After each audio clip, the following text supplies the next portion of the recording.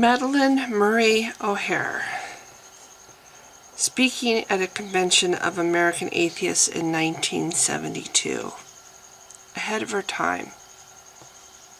Aaron Ra has posted a video, Consider the Atheist, if you'd like to hear her entire speech, which is a powerful, powerful speech.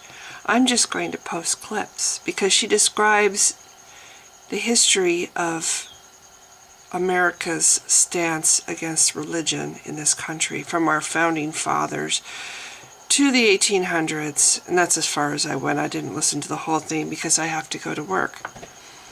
But what I get from this speech is our founding fathers, which is something I already knew, were not only wanting to keep the church's grubby hands out of the government, but they had contempt, utter contempt for the church, and everything they did was about keeping the church's grubby hands away from the government and away from human rights. Madelyn describes in her little speech, the clips that I'm going to put in here, how at the beginning of America the population was mostly atheists, and you know, they were I'm trying to think of the word that I want. They were passive. They did nothing. The church rose in power. The church fought back, as the church always does. And it got its way, more and more, as she describes. And I don't do the entire speech because I have to go to work, but atheists did nothing to aid the deists in supporting and maintaining and protecting the uniqueness and the beauty of their vision, which was an atheist country. They did nothing to fight the church. And as a result, look where we are now, and look what has become of our nation because of it. Now we have modern day courts that are declaring that under God is somehow constitutional, that somehow that makes sense in a country that has separation, or supposed to have separation of church and state. They're trying to say that under God isn't religious, that it's patriotic. They're trying to say that it doesn't infringe on the rights of atheists to have under God, which doesn't remotely represent atheists in our pledge or in God we trust on our money. Modern day courts are trying to say that something that is so against what our founding fathers set up is somehow okay. So I'm going to play these clips, and I'll probably put something at the end because that's what I usually do. But I just again want to call to atheists, how long are we going to sit on our hands and do nothing? How long are we going to tolerate this? How long are we just going to sit back and let America become yet another fucked up, well, it already is, because we have sat on our hands. And I think it's time that we stop sitting on our hands. Once upon a time, we were the majority in this country. Now, we are not. How many children have been perverted? Their worldview has been twisted and perverted by this religion. I think it's time we fight back. I think it's time that we make strong statements and protest and do everything we can to win this country back, to make this country what our founding fathers dreamed. At one time in our American history, we had an entire body of men who recognized this. And this entire body of men wrote a constitution for us which embodied several principles. And these principles broke America away from the stream of history and made us particularly and significantly unique as a nation. These men devised a government which was contractual with the people and which established certain unique features, all of which you know: separation of powers, a grant of specific authority to government bodies with a large residue of the power retained by the people, a curious rotating system of in-office placement which would bring about an opportunity for removal from office on a constant and continuing basis. But none of that was any good, because as they played with these ideas, they came to realize that there was a certain decision which had to be made in respect to religion, theism, before they could begin. So as an underlying platform, they programmed in complete and absolute separation of church and state, a phenomena that had never occurred anywhere else in the history of man. They disestablished the church, and as we review it, we can see it was because, actually, they hated Christianity. Indeed, a striking feature of the times was the evasion of the use of the word Christian in respect to the religion embodied in official national declarations.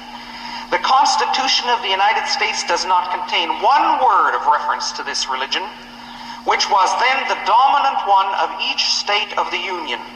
Article 2, Section 8 was written as an escape clause for those who did not care to be identified with the oath-taking of Christianity. The Declaration of Independence refers in ordinary deistic manner to nature and nature's God, creator and divine providence. And concentrated reading of any documents of this entire era brings one to an immediate realization of to what extent the writers would go in order to avoid the mention of the word Christian. And our national leaders were, for the most part, deists, and included in their ranks were the first four presidents of the United States: George Washington, John Adams, Thomas Jefferson, Thomas Madison. And they include Thomas Paine, Benjamin Franklin, George Mason, Ethan Allen. Thomas Paine's writings on this matter of deism versus the hated Christian religion were so widely known and accepted by the leaders of the revolutionary movement that they were cited in the arguments before the Supreme Court of that day. Indeed, at the Constitutional Convention, when Benjamin Franklin, being aged, attempted to have deliberations open with a prayer, he was defeated by a parliamentarian move. In 1783, when the same Benjamin Franklin came to Congress with the idea that a Catholic bishopric be established in an American city, the Congress repudiated this idea also. And one of the most wealthy men of the time, in dying, endowed a college, Girard College, on the grounds of which he ordered in his will that no religious person should ever set foot on these grounds. Now, you have all heard of the Treaty of Tripoli, for the matter culminated not alone in that, and many atheists try to wash away the Treaty of Tripoli, but it's important. The famous Treaty of Tripoli was concluded by the United States, and treaties are the highest laws of our land. With Tripoli on February 10th, 1797, and the treaty was ratified by the Senate in June of the same year. And Article 11 of that treaty states as follows, quote, "As the government of the United States is not in any sense founded on the Christian religion, as it has in itself no character of enmity against the law, religion, or tranquility of Mussulmen, and as the states never have entered into any way or act of hostility against any Mohammedan nation, it is declared by the parties that no pretext arising from religious opinion shall ever produce an interruption of harmony existing between the two countries." But more important, this treaty was followed with exactly the same wording and the same kind of treaty with Algiers and later with Tunis. But the federal government was one thing and the state governments another, and 9 of the 13 states had established churches at the time of the Revolution, and they had them from 1776 to 1784. And although the national leaders then saw the compelling necessity of disestablishment for the federal government, the states did not see it necessary for themselves. And by the time of the adoption of the First Amendment to the Constitution, on December the 15th, 1789, 4 states still retained established churches. And they were Massachusetts, Maryland, Connecticut, and New Hampshire. Now, national leaders were strong in Virginia, and Virginia is an example of how badly those national leaders wanted to disestablish the church. That disestablishment was fierce, and it did center in Virginia. In that state, legislative acts in 1799 and 1802 provided for seizure of every type of property held by the churches. The state took church buildings, church grounds, glebs, real estate, the bells from church towers, church furnishings, books, records of the parish, and even communion silver. Everything which had belonged to the established Church of Virginia on July the 5th, 1776. All properties were sold, and the money was to be used for public purposes. And religion was not a public purpose and did not get a penny.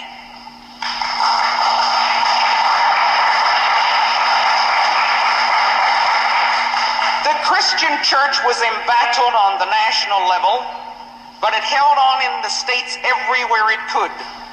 And Connecticut church did not yield its grip until the new Constitution was adopted in 1818. And Massachusetts, in a constitutional amendment, never separated church and state until 1833. In New York and New England, states' assistance to churches in the form of land endowments persisted until about 1800. But after churches were stripped of taxes from general funds, the churches still were given power to tax their people themselves. A primary principle of taxation was invested in corporate status in colonial days. Incorporation gave unusual rights, notably the power to tax, and it was remindful of the ecclesiastical corporations such as had existed in England and around which the very bitter strife of Mortmain raged. The battle was repeated in America when an effort was made to incorporate the Episcopal Church, and that reached into the national level. And James Madison was the President of the United States, and he returned to the House of Representatives the bill to incorporate the Protestant Episcopal Church of Alexandria, and he returned it on February the 21st, 1811. And it is important to cite his veto message because they hated the churches.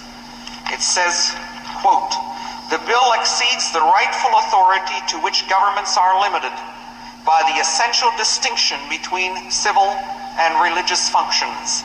And it winds up saying, because the bill vests in the said incorporated church an authority to provide for the support of the poor and the education of poor children all the same, an authority which, being altogether superfluous if the provision is to be the result of pious charity, would be a precedent for giving to religious societies as such a legal agency in carrying into effect a public and civil duty. I therefore veto the bill. Constitutional Convention in 1829, which did not permit the incorporation of a theological seminary by the state legislature. And today, this hatred is still evident in the Constitution of both West Virginia and Virginia, because it is still stated in those constitutions, quote, "The General Assembly shall not grant a charter of incorporation to any church or religious denomination." The Virginia State Constitutional Convention, however, had to take one more swipe at the churches, and it provided that one was not permitted to make a bequest in his will to any denomination or to any particular congregation. Now, Madison wanted his position to be interpreted correctly, and on 2 other occasions he demonstrated what he meant by separation of church and state. Don't you let anybody give you any business when they say our founding fathers didn't mean it, because you hear this. In a second veto while he was president, on February the 28th, 1811, he returned to the House of Representatives a bill concerning a question of land to be given to the Baptist Church in the Mississippi Territory. And his veto message said, quote, "Because the bill in reserving a certain parcel of land of the United States for the use of said Baptist Church comprises a principle and precedence for the appropriations of funds of the United States for the use and support of religious societies, contrary to the Articles of the Constitution, which declares that Congress shall make no law respecting an establishment of religion. I veto this bill." He further expressed great concern lest, quote, "ecclesiastical bodies should gain excess possession of property." He feared that power would accompany it, and he particularly feared that theirs might be the land in perpetuity. So he wrote a memorandum in which he said, "In the United States there is a double motive for fixing limits in this case, because wealth may increase not only from additional gifts, but from exorbitant advances in the value of the primitive one. In grants of vacant lands and of lands in the vicinity of towns and cities, the increase of value is often such as, if frozen, would essentially control the liberality which confirms them." And in 1823 he sent a letter to Edward Everett and wrote further, "Prior to the Revolution, the Episcopal Church was established by law in this state. On the Declaration of Independence, it was left with all other sects to self-support." And Madison pointed to a horrible example, quote, "See also the attempt in Kentucky, for example, where it was proposed to exempt houses of worship from taxes. And he deemed this to be an encroachment by ecclesiastical bodies inconsistent with our Constitution and the separation between religion and government." And Jefferson, too, was up in his ears to this. And I have a purpose to tell you all this tonight.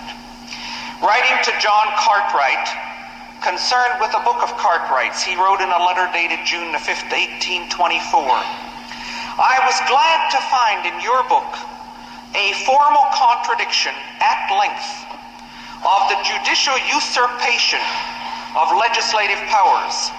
For such the judges have usurped in their repeated decisions that Christianity is a part of the common law.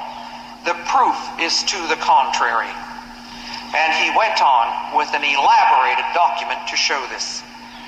Jefferson evaluated his best piece of work to be his bill for establishing religious freedom, which was introduced into the Virginia legislature in 1779, and writing about this in his autobiography, listen to this, where the preamble declares that coercion is a departure from the plan of the holy author of our religion. An amendment was proposed to insert the words Jesus Christ, so that it would read a departure from the plan of Jesus Christ, the holy author of our religion. The insertion was rejected by a great majority. It's not a very well-known fact that Jefferson was so critical of Jesus Christ that he created his own Bible.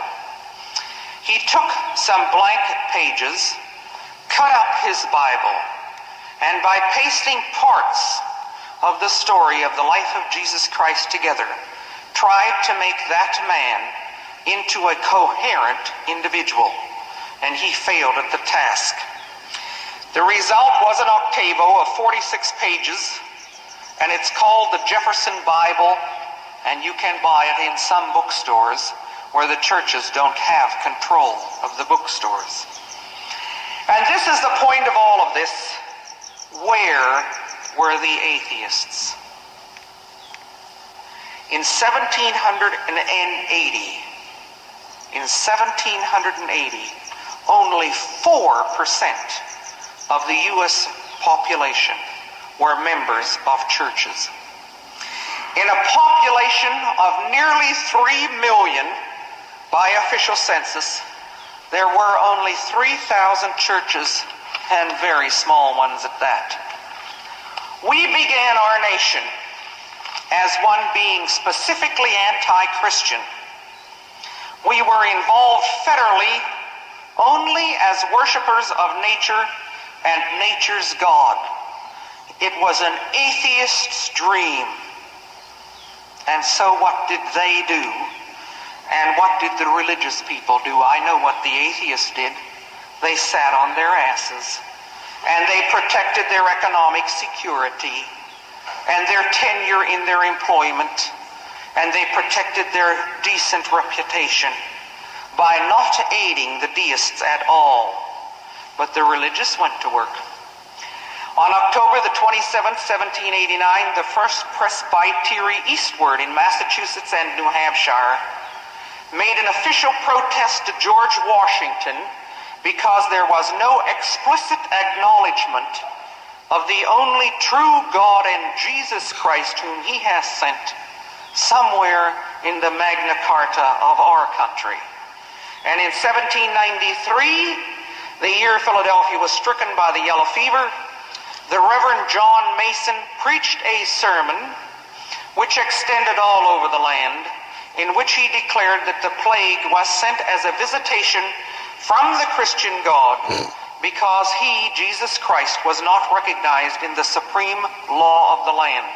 The Reverend Samuel B. Wiley, Doctor of Divinity, University of Pennsylvania, preached and distributed a sermon in which he said, "Did not the framers of this instrument, the Constitution, resemble the fool mentioned in Psalm 14:1-3, who said in his heart, 'There is no God'?"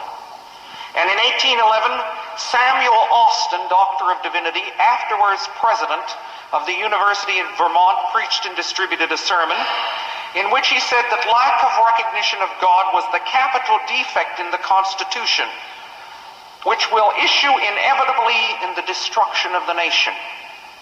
And after the death of George Washington, a prayer was forged to have him utter the only references to Jesus Christ in all of his writings. The original letter from which the prayer was manufactured is found in his writings, and the forgery persists to this day in a bronze tablet in St. Paul's Chapel in New York City. And where were the atheists? It has been important to the Christians of the nation to have at least the founding fathers squarely in the ranks of the Christians rather than the deists, and they have rewritten our history. You won't find this in your college, your university, or your library book. You have to go to the law libraries of America to look up the cases in which these items were involved. And the atheists sat while the Christians redirected our entire nation. The religionists began to make their power felt, and legislators were persuaded to pass laws and statutes making first churches exempt from taxation. However, statutes can be declared unconstitutional, and the churches saw that state constitutional provisions would only protect them in their claim to exemptions. So starting then, they tried to change the constitutions of the various states in order to give themselves tax exemption. So that's it. Sorry about the disjointed whatever between the speech. It's not perfectly meshed, but never let a Christian say that this nation was founded. You know what's funny? Google the Founding Fathers and Christianity, and you will see all these websites that declare that Christianity was founded, that America was founded as a Christian nation, that declare that our Founding Fathers were Christians.